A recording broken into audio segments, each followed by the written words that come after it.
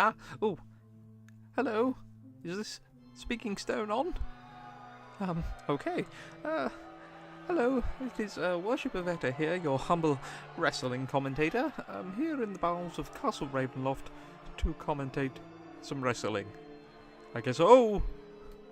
And there, of course, is the master of Castle Ravenloft, the Lord of all Barovia, Strahd von Saborovich, which I presume it is at his leisure I commentate for this evening. I have a few cue cards prepared me by Rahadin, his steward. He is the ancient, he is the land, he is rather frightening, if I'm honest. Yes, well, anyway, here we are, as I say, in the bowels of Castle. Oh! There's the vampiric speed one must look out for. Sorry if it sounds like I'm a little nervous tonight. My colour commentator this evening is a skeleton. There is a skeleton sitting at the commentary desk next to me with his own speaking stone set up. I don't know if he's going to talk into it. Oh, okay, let's see the first victim. I mean competitor. Bobard Brain Crusher. A halfling. Wearing a armoured thong, it would appear. Perhaps he gets some sort of benefit from being unarmoured? Maybe it's a halfling thing. I'm a tiefling, I don't know. Oh, that's way more of him than I'd have cared to have seen. Jeez. Okay, well. Nice hair, I guess. Kind of business in the front, party at the back. And our next competitor is, I'm being told, Zekka Saltpelt. He is, and my cue card has a number of things crossed out. It simply says he is a poet and poetry enthusiast. His family are crossed. He is also a crossed out and may benefit from his crossed out. Okay, that's not worrying at all, but let's see how the young man fares in what is presumably a fatal hallway. Emphasis on the fatal. Our final competitor in tonight's match is the rather sinister silhouette and a man of considerable size, which may benefit him, Dr. Alabaster Whitestone, a physician by trade. It says here on his cue card that he's a physician to the king, who has sadly passed. Maybe don't put that on your CV if you're going to be a doctor seeking employment. Maybe that's what Strahd is after, although I can't see why Strahd would have need of a doctor of the living. Okay, come on, Worship. You can do this. Settle in and commentate some wrestling. There's our audience, which I've been told are the shades of the damned who may never leave this place. I myself have been informed that I can leave this place and will do with a Vistani travelling wagon. Oh, and a jumping float over clothesline by the Lord. After a springboard moonsault by Strahd, who puts the boots to... Oh! I don't even know what to call that. A head scissors takedown reversal? Strahd is simply toying with his food, one would believe. And a standing sea fire neck breaker. Presumably not the worst thing that Strahd does to people's necks. But Bobard Brain Crusher gets a little bit of offense in before wisely tagging out to Saltpelt. Oh, Strahd still got him, which allows Saltpelt to get an advantage on a backdrop.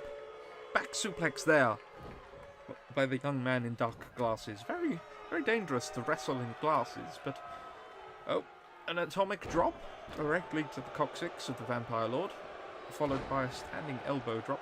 I've noticed this isn't a fatal four-way, is it? This is a handicapped match. 3-on-1. That appears to have been booked by Strahd to make him the one. Monkey flip arm drag there by the ever-confident ancient Lord of Barovia, who slides out of the ring, relentlessly following his opponent, even into enemy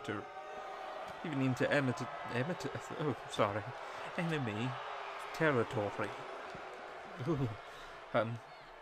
Yes, and the numbers game finally catches up with the Vampire Lord. Interesting scrying played on the side of the ring there. Supposedly showing a graveyard in the village of Barovia. The priest, Donovich, invites you to coordinate any funerals you might have in his Church of the Morning Lord, which has definitely not been attacked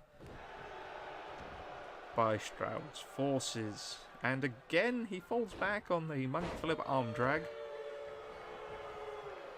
reveling in the pain he appears to be causing on his multiple opponents. And a dirty shoulder grab. He goes up to the top rope. Alabaster Whitestone seeing the opportunity. This may be... Oh, he was down for like a second. And he now faces Whitestone with a devastating apron powerbomb, even though Salt Pelt is legal. You may have noticed a difference in visual quality than we normally bring you here on the Fantasy Wrestling Federation.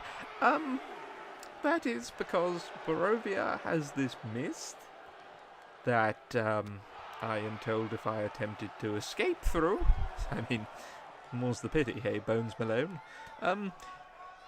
I would suffocate or find myself in Barovia again, which, you know, as occupational hazards go, as a professional wrestling commentator, this is one of the ones. Zeka tags back in Bobard Brain Crusher, who puts a lovely Ronnie Salvage-like double axe handle directly on the vampire's wrist. I don't know if taunting is a good idea when you're in the ring with Zarovich, but he then goes for an alligator roll. Some sort of amateur wrestling background, perhaps, for the young halfling. I really don't like that thong. As all wrestling kids go. Strahd's back up again. Oh, reversed his reversal into a neck crusher. Reversed his other reversal into a straight vertical suplex. And Strahd has regained momentum once again. Throwing Bobard into the corner here. Lifting him up to the top rope. Oh, are we seeing the signature move of the Dread Strahd? Top rope, the agility on the man. Top rope Spanish fly, or I guess Moravian fly. Rips upon the face. The referee, assumedly just protecting his own life, not calling these blatant face rips. Bobard regains a little bit of momentum, tagging in Salt Belt again. Whitestone, other than taking that apron powerbomb, seems to be the fresh man in the situation. Perhaps he's been attacked by some wolves or something, which is making his colleagues hesitate too. And there's the apron powerbomb again. Wow, he only does that on people who aren't legal. It's quite the tactic. Oh, was that an arm drag tanker? It seemed like Strahd teleported. I guess teleports are legal when you're the sole commissioner, proprietor, and we're wrestling in your castle. You may have trouble seeing it, but if you look a bit closer to the actual camera position, you will notice the outside is cobblestone, which, if I wanted to take a bump on something, I wouldn't pick cobblestone. The ring is obviously still raised and on springs, but it appears to be some sort of crypt-like stone masonry with the symbol of Ravenloft on it. I guess don't take a bump if you're not an immortal vampire lord. Again, Bobard kicks in. Atomic drop with the big boot. Maybe it's this custom offense between only 2 members of the team at a time that... Oh, nope, they didn't keep him down for a second. Oh, dodged his forward row clothesline though. And at this point, Strahd Irish whips Bobard, goes for the clothesline, misses it. Bobard Irish whips him in the corner. Perhaps this time he'll tag in Whitestone. No luck. Maybe Whitestone has told them not to tag. Wow, double flapjack on the Vampire Lord, who presumably can fly, but is being sportsmanlike. Another back body drop. Back suplex, underhook, and he howls into the night. Whitestone is calling for the tag, but he is ignored by the claw-like strikes of Zekka Stalk's pelt. Ooh, throw Strahd, but Strahd counters the chop and hits him with a falling drop kick that he propelled himself. I mean, truly we should have more vampires in wrestling. Like, wow.